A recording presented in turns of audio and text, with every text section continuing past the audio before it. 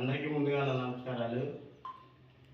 మొన్నటి రోజున జరిగినటువంటి ఆంధ్రప్రదేశ్ ముఖ్యమంత్రి అయినటువంటి వైఎస్ జగన్మోహన్ రెడ్డి గారి రాళ్ల దాడిలో, అదేవిధంగా మన ఒడ్డెర బిడ్డలైనటువంటి విజయవాడ సింగ్ నగరానికి చెందిన అన్యం పుణ్యం తెలియని ఒడ్డెర జాతికి సంబంధించిన యువకుల్ని అరెస్ట్ చేయడం, దీన్ని తీవ్రంగా ఖండిస్తున్నారు. అదేవిధంగా మీ వైఎస్